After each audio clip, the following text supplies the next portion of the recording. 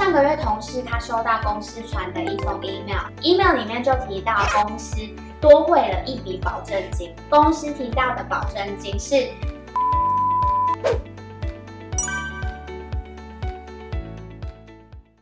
，Hello， 大家好，我是目前住在泰国的 Kimi， 因为工作的关系呢，来泰国住了3年多了。在不同国家、不同文化下成长，自然会有不同的习惯。那在工作上也是。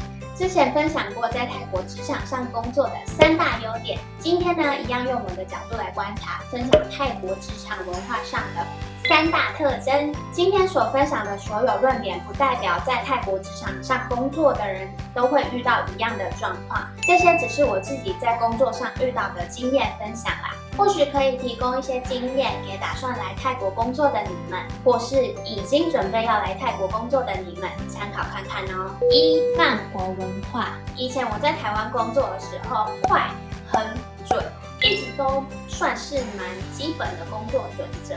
但到了泰国之后，快、很准是什么呢？大部分的泰国人生活步调比较慢活，在工作上也是。以我自己为例子啦。公司帮我办的工作签证，快3天就要到期了。上司完全不着急，也跟我说不用急 ，survive。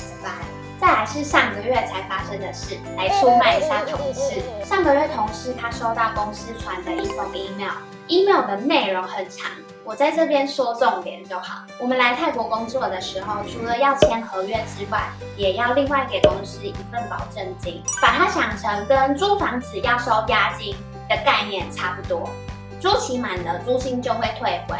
那离职的时候，公司也会把保证金退回。email 里面就提到公司多汇了一笔保证金，你一定想说，多汇了一笔保证金跟效率慢有什么关系吗？有关系，非常大的关系，因为同事在2年前就已经离职了，公司提到的保证金是2年前的保证金。泰国的工作效率常常都会让我们大开眼界。在泰国的公司工作，要把你的心态调整的比较放轻松就好，不用急啦，不用担心太多，船到桥头自然直。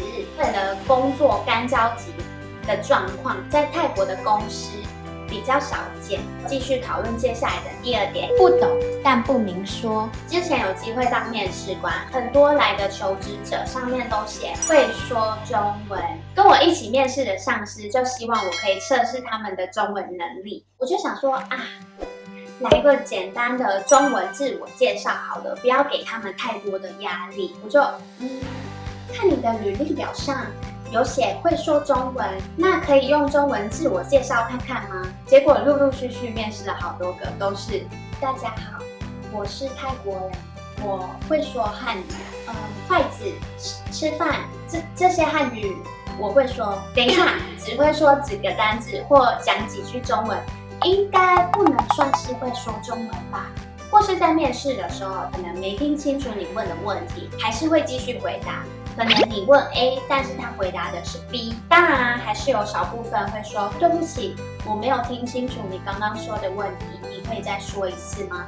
和泰国人一起工作的时候也是，你会发现泰国人勇于承认自己听不懂、不知道的那个瞬间，真的非常少。除了在工作上，在泰国问路的时候也是一样。之前去卖场，因为找不到屈臣氏，就想说问一下旁边的店员好了，他们在这里工作，他们应该会知道。我就照着店员给的指示，但是怎么找都找不到。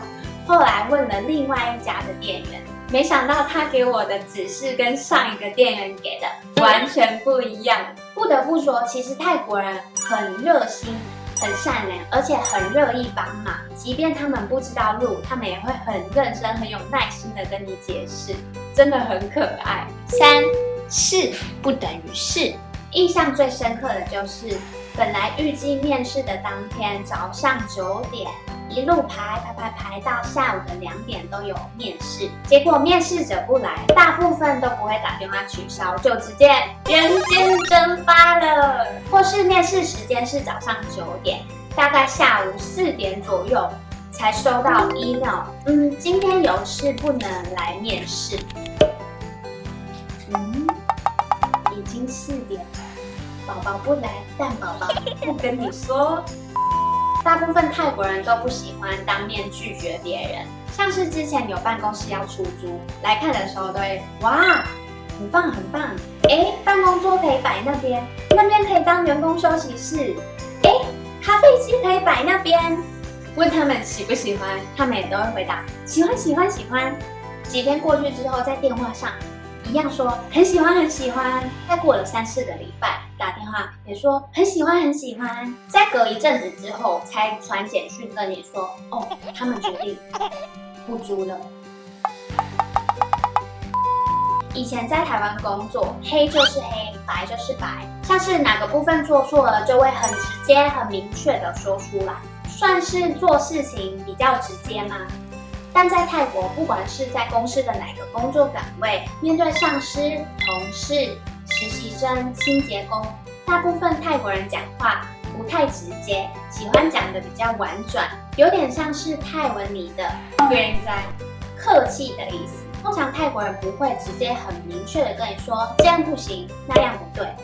一方面是不想让对方觉得很失望，以和为贵。跟泰国人一起工作的时候也是，你问他们介不介意这样子的安排，不介意不介意，但是是真的不介意吗？还是介意呢？很难说。当然，这些都是我自己在泰国工作的经验分享，不一定代表所有人都是跟我一样的情况哦。你们呢？你们的职场文化是什么样子的呢？在下面留言分享给我哦。希望今天这些资讯可以帮助你们更了解泰国的职场文化咯。喜欢我的影片，别忘了帮我按赞、分享、订阅、开启小铃铛。那我每个礼拜6的晚上8点都会带着你一起更认识泰国哦。那听你握手，我们下个礼拜6见喽，拜拜。